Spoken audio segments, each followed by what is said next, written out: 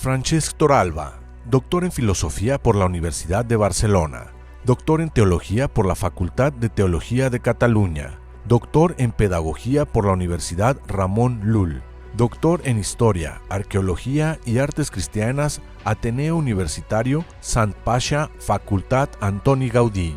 Amplía estudios en las universidades de Copenhague y Berlín. Actualmente trabaja como catedrático acreditado en la Universidad Ramon Llull. Imparte cursos y seminarios en otras universidades de España y de América.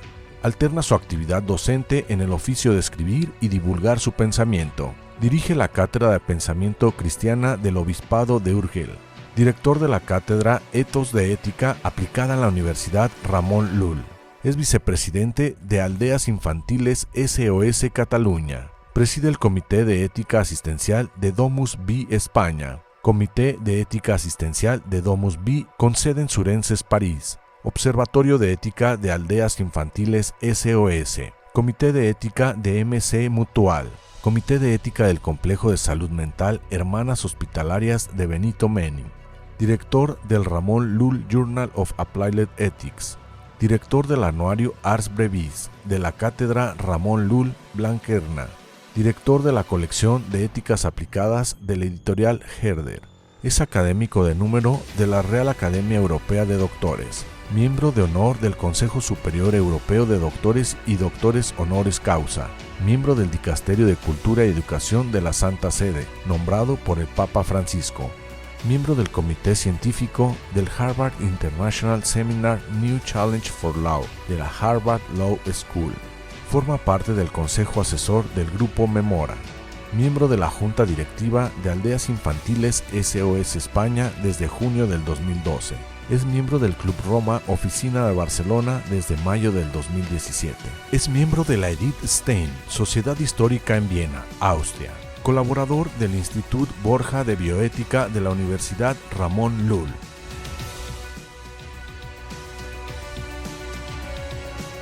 Sin más por el momento, los dejo con la participación del doctor Franz Torralba. Apagamos las luces para que tengan una mucha mejor visión y audición.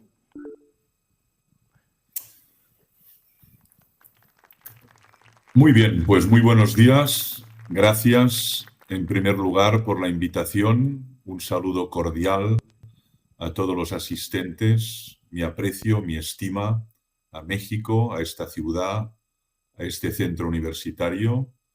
También un saludo con afecto y estima al padre Paolo Benanti, a quien leo y sigo con aprecio y además aprendo muchísimo de sus textos y de sus artículos, y voy a limitarme en una presentación 20 minutos para facilitar posteriormente el diálogo y la intercalación de opiniones. Voy a empezar con una afirmación de carácter universal, que es la siguiente.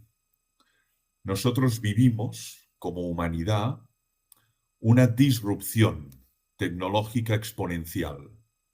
Esta expresión, disrupción tecnológica exponencial, me parece que es la que expresa más genuinamente el cambio de era, el cambio de época que estamos viviendo, especialmente en algunos lugares del mundo. ¿Qué se entiende por disrupción tecnológica exponencial? Se entiende un cambio que es muy vertiginoso, que es muy acelerado y que resulta sumamente difícil de pensar, digerir, comprender y sobre todo anticipar las consecuencias de esta disrupción tecnológica exponencial. Lo digo con un ejemplo muy claro. La velocidad de transformación, de innovación tecnológico es mucho más acelerado que el tiempo de reflexión y que la articulación jurídica, que la regulación jurídica. Sería como comparar la velocidad de una liebre y la velocidad de una tortuga, ¿no? Con lo cual se producen situaciones que todavía no hemos pensado y reflexionado qué consecuencias va a tener, positivas o negativas, para el conjunto de la humanidad. Pero la primera idea clave es que tenemos que ser conscientes de que no vivimos aquello que el Papa Francisco decía, una época con algunos cambios, sino que lo que estamos viviendo, sufriendo, asistiendo, es a un cambio de era y en gran parte por ese desarrollo exponencial de las tecnologías. Este desarrollo no solo afecta un campo tecnológico, sino que afecta a todas las tecnologías y además altera profundamente nuestras formas de vivir, de comprar, de producir, de interaccionar, de entretenernos, de aprender. Esta misma sesión que estamos haciendo es un milagro tecnológico. Que ustedes desde México puedan participar de un diálogo junto con un profesor italiano y un profesor español en tiempo real, esto es un milagro tecnológico que era inimaginable en otra época, en otro contexto, y no muy lejano, inimaginable. Por lo tanto, estamos asistiendo realmente a cómo la disrupción tecnológica está cambiando, alterando, modificando procesos, producción, educación, formas de trabajar, formas de investigar. Todos los verbos, todas las actividades se ven alteradas por el factor tecnológico. La segunda idea que quiero expresar es que esta disrupción afecta, como decía, muchas tecnologías. Las biotecnologías, las nanotecnologías, la robótica, las tecnologías de la información y de la comunicación, y naturalmente la estrella invitada en esa disrupción es la inteligencia artificial, que a pesar de que tiene 75 años, el test de Turing y los primeros desarrollos de la inteligencia artificial se sitúan en el año 1950, estamos en el 2025, el caso es que la aceleración y el impacto en nuestras formas de trabajar, en nuestras formas de informarnos, en nuestras formas de investigar, ha sido especialmente en los últimos 10 o 5 años. Por lo tanto, se trata de una transformación tecnológica global. Frente a esa transformación, hay muchas distintas actitudes. A mí me interesa explorar esas actitudes. ¿Cómo nos situamos como seres humanos frente a ese cambio sustantivo y no meramente accidental de nuestra forma de trabajar, de vivir? Por un lado, hay una reacción que podríamos denominar tecnofóbica. Yo les denominaría los tecnofóbicos, que frente a esta transformación tecnológica sienten miedo, sienten temor, experimentan verdaderamente pánico. Y sienten temor y pánico porque imaginan que sobre todo esa transformación tendrá como consecuencia muchos problemas, muchas crisis, muchos desafíos y que será negativa para la humanidad. Hay una serie de autores, hay una serie de filósofos, humanistas, que frente a esa transformación radical experimentan miedo y sobre todo nostalgia de ese mundo anterior al cambio tecnológico. Esta reacción tecnofóbica se da especialmente en muchos pensadores humanistas que describen esta disrupción en términos distópicos o apocalípticos, de tal modo que dibujan un escenario donde toda esa disrupción tendrá como consecuencia paro, crisis, una cantidad enorme de problemas que no podremos resolver. Hay, por un lado, la reacción tecnofóbica, pero por otro lado hay otra reacción que podríamos considerar tecnomesiánica o tecnolátrica, que considera que este desarrollo tecnológico tendrá como consecuencia la plenitud de los tiempos, el desarrollo de todos y cada uno de los problemas, la resolución de todos y cada uno de nuestros males. En definitiva, el tecnomesianismo consiste en eso, en creer que este desarrollo de la robótica, de la nanotecnología, de la biotecnología, de las tecnologías de la información y de la comunicación, nos permitirán conseguir el paraíso prometido en la Tierra. Es lo que también se ha denominado una especie de tecnopelagianismo. Y en esa tesis se ubican por lo general ingenieros, matemáticos, físicos, informáticos y por lo general personas jóvenes que con entusiasmo observan este desarrollo como algo que va a permitir un salto cualitativo en la humanidad y que permitirá corregir patologías, ampliar nuestras capacidades, aumentar nuestras potencias intelectuales, memorísticas, imaginativas, nuestras capacidades físicas, incluso retardar la muerte o dilatar la longevidad humana. Entre estos dos extremos hay naturalmente posturas intermedias.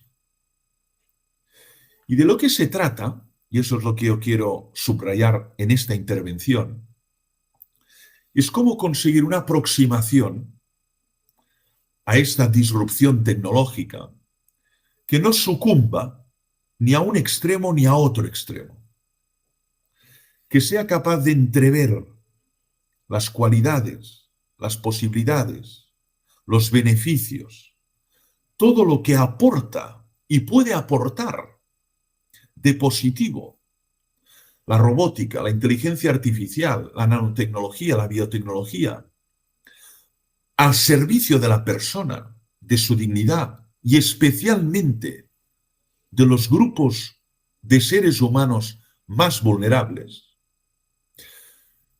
Y por otro lado, también seamos capaces de ver las oscuridades, las dificultades, los excesos, los problemas, la contaminación, el desplazamiento de muchas personas que no podrán seguir trabajando de eso que trabajaban porque serán sustituidos por robots o por máquinas. Por tanto, la dificultad es precisamente encontrar el término equidistante, el equilibrio, el lugar de la virtud, decía Aristóteles, entre el exceso y el defecto. Y ahí es para mí donde tiene sentido la aportación humanista. Para poder abordar estos desafíos que tiene el desarrollo tecnológico en el ámbito de la salud, en el ámbito de la educación, en el ámbito del deporte, en el ámbito de la investigación, en el ámbito de la empresa, todas estas áreas, para poder evaluarlo y pensarlo, es imprescindible una comunidad interdisciplinar, una comunidad de personas donde sea posible el diálogo entre humanistas y tecnólogos. Dicho de otra manera, entre filósofos, teólogos, antropólogos, sociólogos y ingenieros, matemáticos, físicos. Ese diálogo es imprescindible para poder abordar los elementos positivos y los elementos negativos que conlleva esta disrupción tecnológica exponencial. El gran problema de este diálogo es el lenguaje. Yo creo que aquí la principal función, especialmente de la filosofía, es desarrollar un trabajo de mediación, donde sea posible traducir los términos científicos, técnicos, informáticos, en un lenguaje que sea comprensible para todos los seres humanos. El lenguaje computacional, el lenguaje informático, es extraordinariamente críptico, riguroso, especializado, de tal modo que es muy fácil que quien no conozca no tenga posibilidad de comprender cómo funciona, cuáles son los procesos, cuáles son los algoritmos, precisamente por esa dificultad lingüística. Me parece que la clave está en el diálogo interdisciplinar que haga posible el abordaje de los problemas y la ampliación de la mirada. La riqueza del diálogo interdisciplinar es que suma perspectivas de análisis. El perspectivismo precisamente consiste en eso, sumar la mirada del sociólogo, la mirada del matemático, la mirada del jurista, la mirada del teólogo respecto a la inteligencia artificial. Y entonces nos damos cuenta de la complejidad de la cuestión, de los claros y oscuros. Pero lo que no puede ser es que este desarrollo quede al margen del conocimiento, al margen de la comprensión de la ciudadanía. Precisamente uno de los ideales de la Ilustración, el sapere aude, es la democratización del saber. Y por tanto que el ciudadano, la ciudadana, pueda comprender cómo funciona esa inteligencia artificial, por qué toma esa decisión, qué tipo de algoritmos conducen a esta decisión. Y eso exige fundamentalmente transparencia y explicabilidad, que son dos criterios fundamentales cuando hablamos de la ética de la inteligencia artificial. Transparencia y explicabilidad. Tenemos que conocer cómo toman decisiones estos sistemas de inteligencia artificial y qué criterios tienen en ese proceso de toma de decisiones. Y eso debemos comprenderlo todos. No puede ser un fenómeno opaco. Finalmente, una última idea. Me parece que para poder acompañar esa disrupción de una reflexión ética, es imprescindible la creación de comités de ética de inteligencia artificial, a imagen y semejanza de los comités de ética de investigación clínica o comités de ética asistencial que existen en tantas clínicas, hospitales y universidades del mundo. Lo que no puede ser es que ese desarrollo se desarrolle de una forma opaca y completamente ajena a la reflexión ética. Es imprescindible el análisis, la reflexión y sobre todo la regulación ética de todo este proceso. Y ahí es donde está la dificultad y termino. ¿Cómo regular éticamente este proceso si en gran parte los humanistas, filósofos, teólogos ignoran profundamente el funcionamiento, las entrañas de la inteligencia artificial? Me parece, y concluyo, que el texto publicado por la Congregación de la Doctrina de la Fe y el Dicasterio de Cultura y Educación, con el título Antiqua et Nova, Inteligencia Artificial e Inteligencia Humana, firmada por el Papa Francisco en la última etapa de su pontificado, en paz descanse, es un muy buen inicio, justamente por el equilibrio, la ponderación, y porque evita caer en la tecnofobia, pero también en la tecnolatría o en el tecnomesianismo. En este sentido, les invito a leer, pensar, reflexionar, releer este texto, que puede ser un buen principio para seguir la reflexión y para desarrollar esta ética de la inteligencia artificial. Muchas gracias por la atención y ahora me dispongo a escuchar al padre Paolo Benanti. No deja de ser paradójico. Primero que nada, agradecer al doctor Franz Torralba la intervención mesurada, equilibrada y provocadora, como habitualmente nos tiene acostumbrados. Paolo Benanti, experto en inteligencia artificial, no se ha podido conectar. Okay. Estamos esperando que se resuelva ese problema.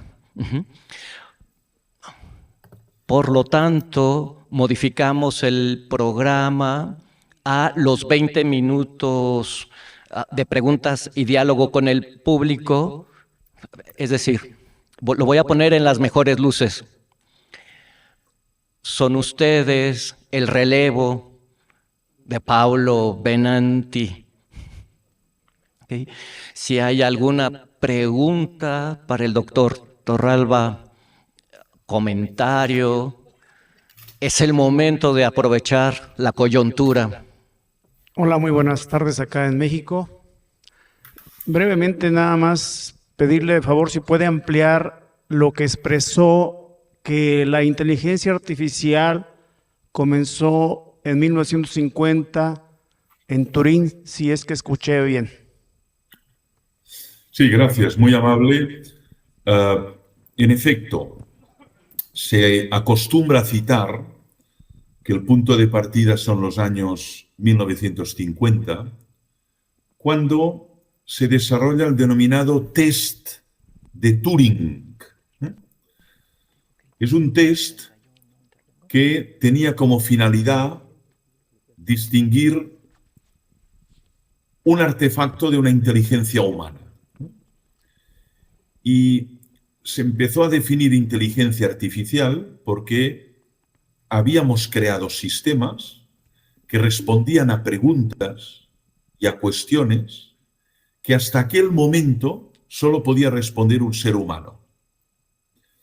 Y por lo tanto ahí empezó todo el desarrollo de la inteligencia artificial, en distintos momentos, congresos, hasta llegar al año 2025. Pero no es una novedad ni algo que haya sido iniciado hace 15 o 25 años. Hablamos de un desarrollo de 75 años, lo que pasa que en los últimos tiempos ha tenido un desarrollo exponencial y por lo tanto hemos visto su impacto en el mundo del trabajo, en el mundo de la salud, en el mundo de la educación, en el mundo del deporte, en el mundo de la información. Y para bien o para mal, este impacto lo estamos sufriendo y lo estamos gozando, ¿no? Sistemas de inteligencia artificial que responden a nuestras preguntas.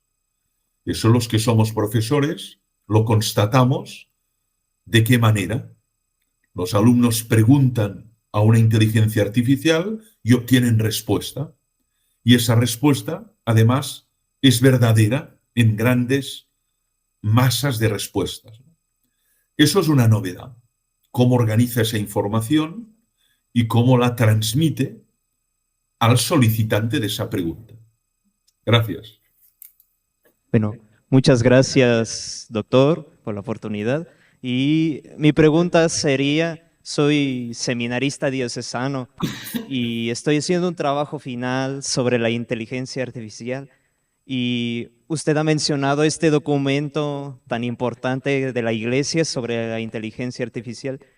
Y algo que me llamó mucho la atención, el ejemplo que usted dijo al principio sobre la velocidad de la elaboración que las cosas que hace la inteligencia artificial y la poca reflexión que encontramos en ese proceso y que no alcanzamos a medir un poco las consecuencias en ese sentido.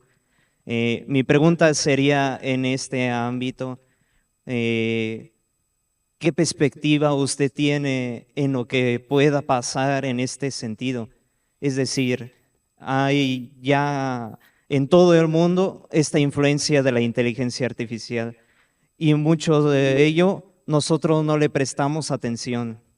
Buscamos cualquier cosa y recibimos información y no nos damos cuenta si ese tipo de información es algo que verdaderamente sí es lo que es o que verdaderamente no es lo que es. Entonces, ¿cómo usted nos puede decir qué podemos tener para que la inteligencia artificial sí sea una herramienta que ayude al ser humano, que ayude a su desarrollo y que también ayude a promover los valores de la misma humanidad? Pues gracias a ti. Me parece una pregunta muy pertinente, muy necesaria, y voy a responderla con agrado. Me parece indispensable, pero indispensable, en un contexto de disrupción tecnológica exponencial, educar la conciencia crítica. Es una de las grandes herencias de la modernidad. La actitud crítica frente a ese desarrollo. La capacidad de discernir, de evaluar, de sospechar, de dudar, contrariamente a la actitud ingenua, completamente pueril o infantil, que lo acepta todo como óptimo o como verdadero. Lo hemos visto especialmente en el campo de las tecnologías de la información y de la comunicación. ¿Cuántas mentiras, cuántas posverdades, cuántas fakes news circulan impunemente por las redes sociales, en la nube digital, generando confusión, calumniando a personas, difamando a políticos, difamando a artistas, construyendo posverdades? Es imprescindible la educación del sentido crítico, lo que significa mantener una actitud de sospecha, de desconfianza y no fiarse de todo lo que circula.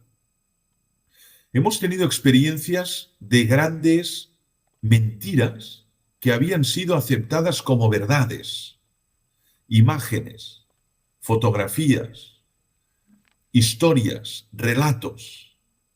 Por lo tanto, nunca como ahora había sido tan relevante recuperar el valor de la crítica y el valor de la verdad. Y quiero recordar que la verdad, dice Aristóteles y recupera luego Santo Tomás de Aquino, es la adecuación de la cosa al intelecto. Y muchas de las informaciones no hay adecuación. Simplemente son construcciones ficticias que parecen verdad, pero que obedecen a intereses políticos, económicos, ideológicos. Por lo tanto, tenemos que equipar a las generaciones futuras en el sentido crítico y el amor a la verdad. Y en esencia esto es la filosofía. El eros de la verdad, el deseo de verdad, el no aceptar la mentira la falsedad, el engaño que tan impunemente circula por la nube, por las redes, por el mundo digital. Gracias. Acabamos de apreciar cómo en pocos minutos el doctor Torralba ha entretejido y estructurado estos temas de inteligencia artificial, humanismo, posverdad y el amor a la filosofía. Continuamos con las preguntas. Hola, gracias, doctor. Un placer aquí poder compartir y que nos comparta usted.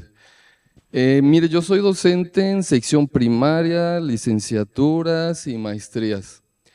Aquí mi duda, que a veces sale con los mismos alumnos, han surgido, va muy igual a la pregunta que hizo el compañero acá.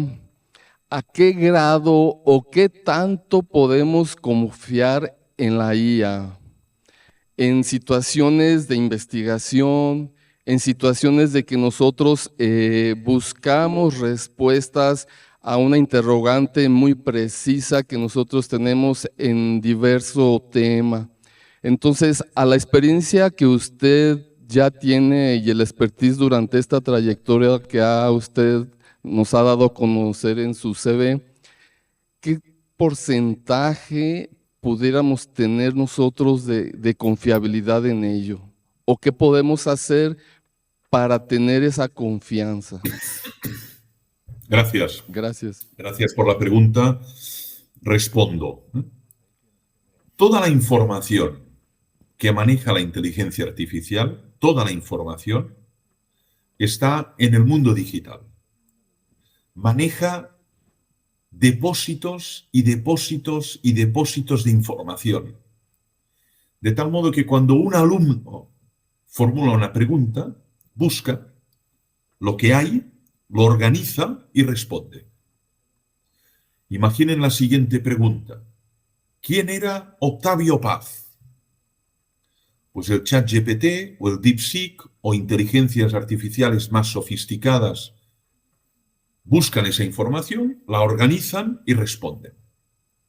Si esa información que buscan es verdadera, la respuesta será verdadera. Porque en la inteligencia artificial no hay capacidad crítica.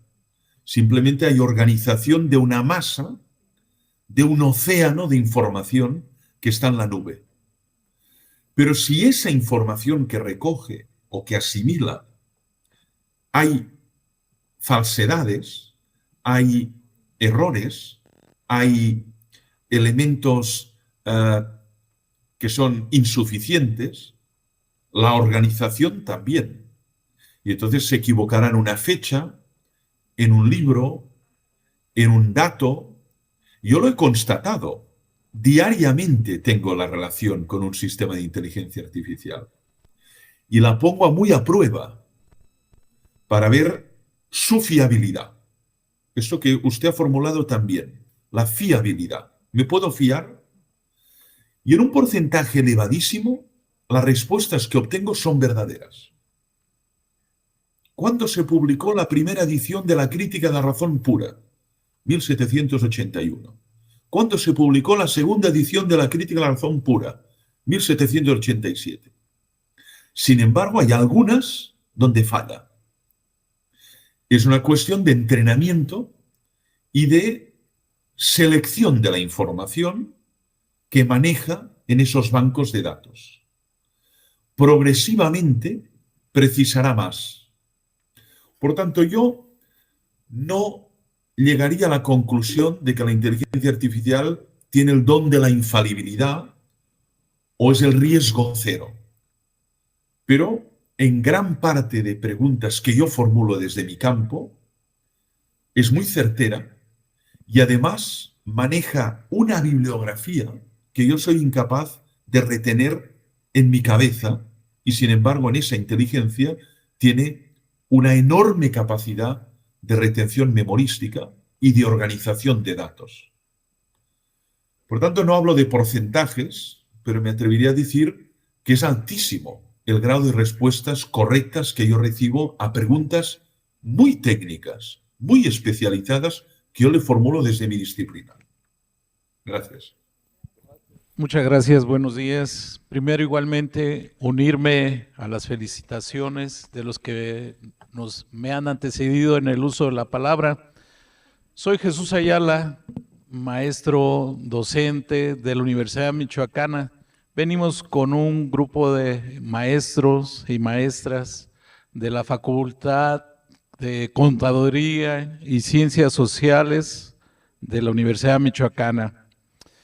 Fíjese que coincido y la verdad es que la disertación nos parece extraordinaria.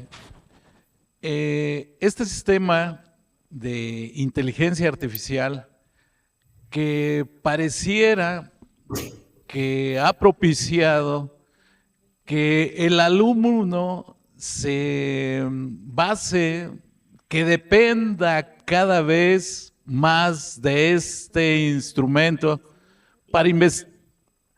Me confunde un poco como el rebote del sonido, pero le decía, el alumno cada vez se sustenta más en este esquema para investigar menos. Como había un maestro que nos antecedió en el uso de la palabra, bueno, eso conlleva a que como docente te prepares más, estés viendo exactamente a las fuentes. Eso por un lado. Yo quiero hacerle dos preguntas, uno en el ámbito jurídico, político, social, un poco por lo que pasa en nuestro país, aquí en México.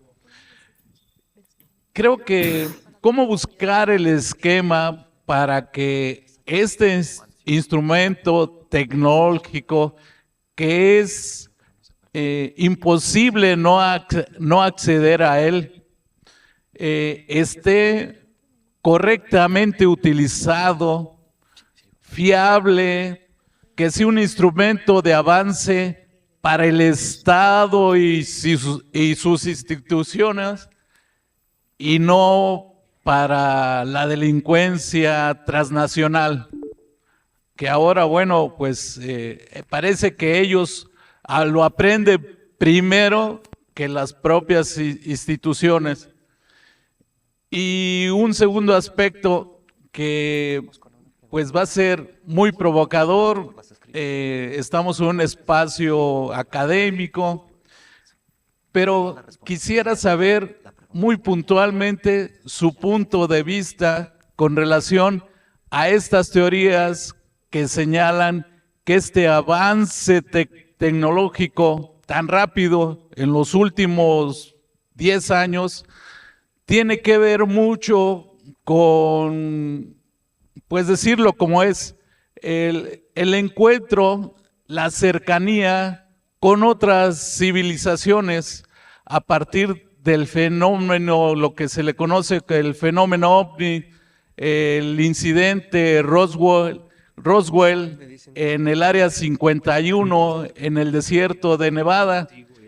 Esto como una parte, entiendo que podemos estar invadiendo una línea de lo académico, lo científico, a lo especulativo, pero me gustaría mucho saber su opinión en ese sentido. Es cuanto, muchas gracias y felicidades.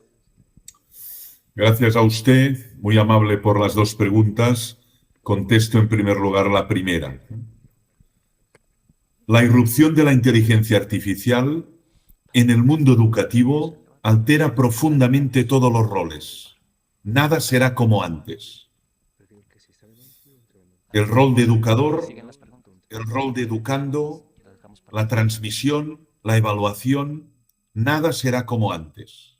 Lo altera todo profundamente. Le pongo un ejemplo. Un profesor en un pueblo pequeño de una zona rural de México era el único que sabía leer y escribir. El único que tenía conocimientos culturales. Él era la fuente del saber. Los niños se acercaban y él transmitía ese saber y gracias a él aprendían a escribir, a leer y tenían respuestas a sus preguntas. todo este saber está en la nube. Con lo cual, el profesor ya no es el depositario de ese saber. Y el alumno puede acceder a ese saber sin el profesor. Ya no necesita al profesor para acceder y conocer qué fue la Guerra Civil Española, qué fue la generación del 98, quién fue García Márquez. Ya no es necesario el profesor para responder. Está la inteligencia artificial. Con lo cual, el rol del profesor cambia, como cambia también la forma de evaluar. Lo que tenemos que evitar es que la inteligencia artificial no atrofie la inteligencia humana, no atrofie el baile de neuronas y las sinapsis. Y eso está ocurriendo. Yo pregunto a mis alumnos y mis alumnos, en lugar de pensar por sí mismos, preguntan a un sistema de inteligencia artificial y obtienen la respuesta. Con lo cual no tienen que pensar, no tienen que reflexionar, no tienen que mover las neuronas. Y eso conduce a la atrofia y a la pereza, que además es pecado capital. Por lo tanto, tenemos que reflexionar muy a fondo de cómo cambia el papel del educador, cómo cambia el papel del educando, qué hacemos en el aula, qué hacemos en la universidad, y sobre todo tenemos que reflexionar sobre qué es lo irreemplazable. Hay muchas tareas que puede desarrollar la máquina. Hay muchas tareas, funciones, que desarrollan mejor que nosotros. Por ejemplo, la velocidad de cálculo. Sin embargo, el ser humano tiene una inteligencia emocional, tiene una inteligencia social, tiene una inteligencia espiritual que he tratado en varios libros, que no tiene los sistemas de inteligencia artificial. Por lo tanto, nuestro rol va a cambiar y tenemos que dedicarnos a eso que es irrenunciablemente humano. Y eso significa que no podemos hacer en el aula lo que haría una máquina. Si un profesor en el aula se limita a dar respuestas que da una máquina, será reemplazado. No lo necesitamos. Ya está la máquina. Tendrá que hacer algo que sea exclusivamente humano, irrenunciablemente humano. Y eso nos exige pensar la diferencia entre inteligencia artificial e inteligencia humana. Respecto a la segunda pregunta, yo aquí soy muy cauto, muy prudente. Yo no veo pruebas que se puedan verificar, yo no constato pruebas o demostraciones verificables que este desarrollo exponencial sea fruto de contactos o relaciones con seres no humanos que están presentes o han estado presentes entre nosotros.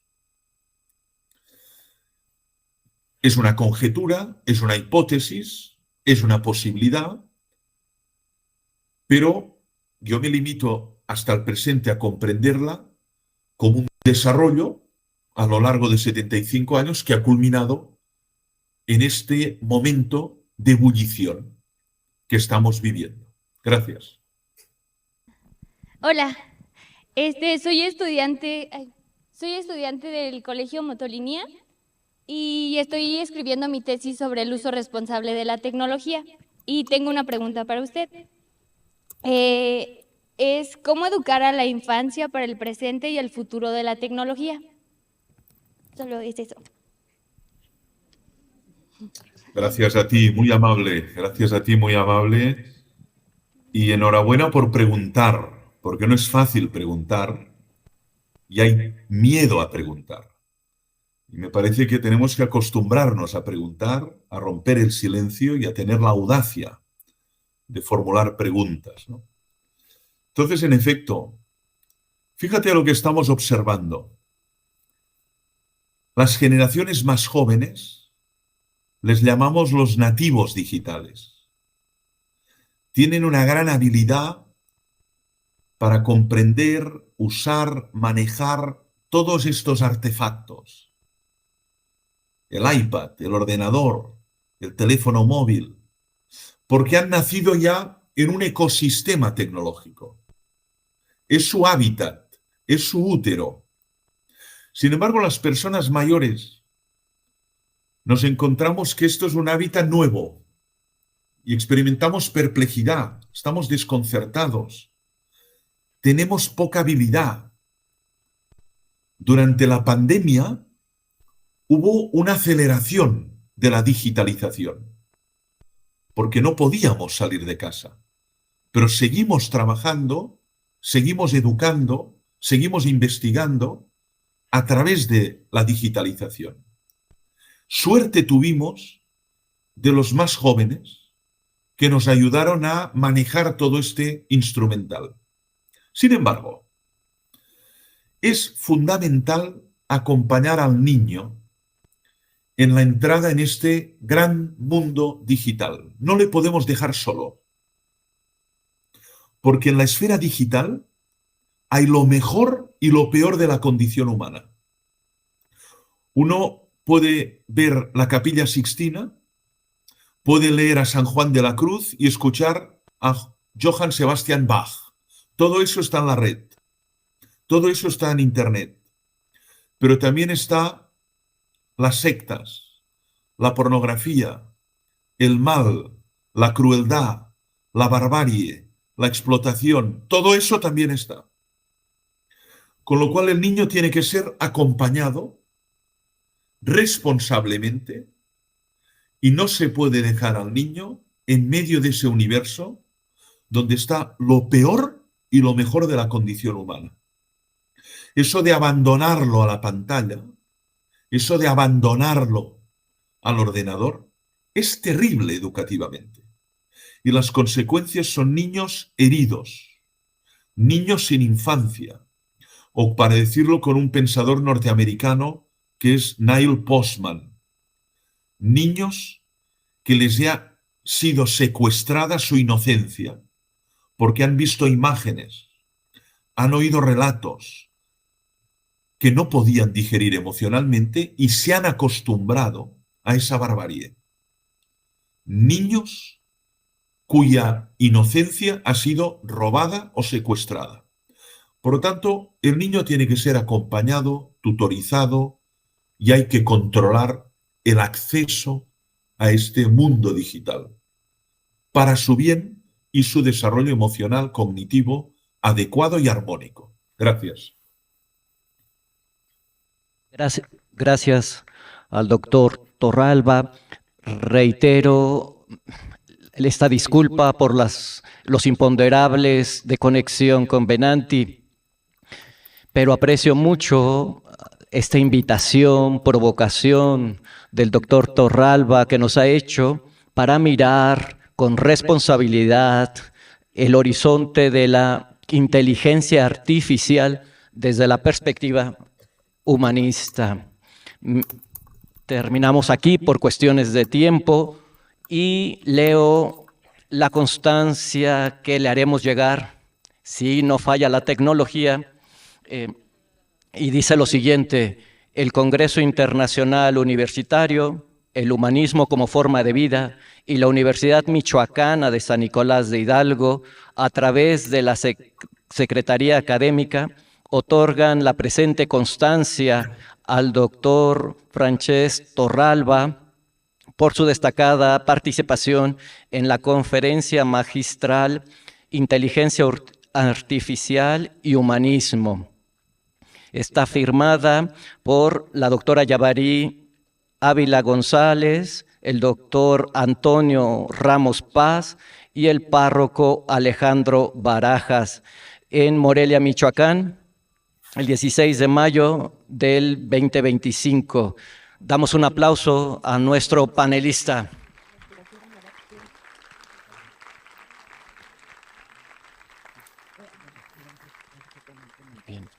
Muchas gracias a todos. Muchas gracias, de verdad. Gracias.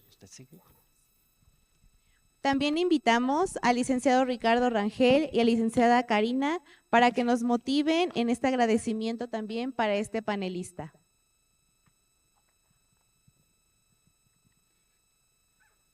Muy bien, bueno, pues queremos agradecer de una manera muy particular y muy especial a usted, doctor.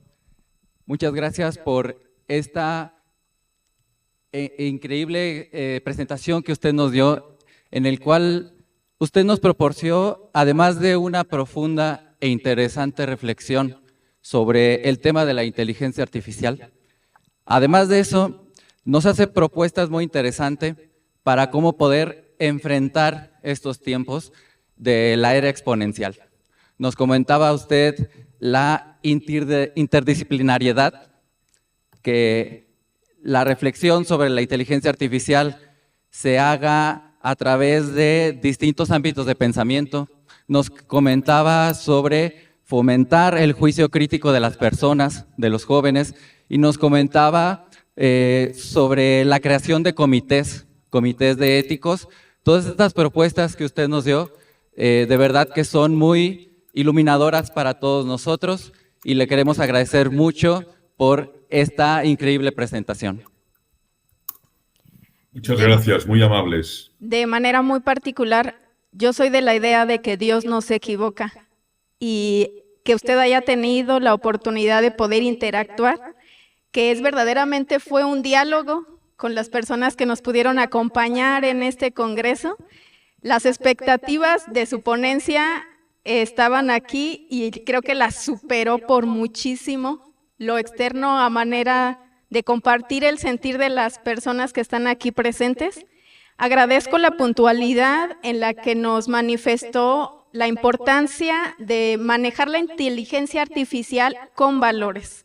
Es algo con lo que yo me llevo y creo que muchos de nosotros, que a pesar de la edad que nos vemos jóvenes, a muchos de nosotros nos sigue dando miedo el uso inadecuado de esta tecnología. Le agradezco por haber despertado la inquietud en muchos de nosotros de hacer un uso correcto para nosotros y para los que vienen detrás de nosotros. Muchísimas gracias por su participación. Muchas gracias a ti, de verdad. Muchas gracias, muy amable.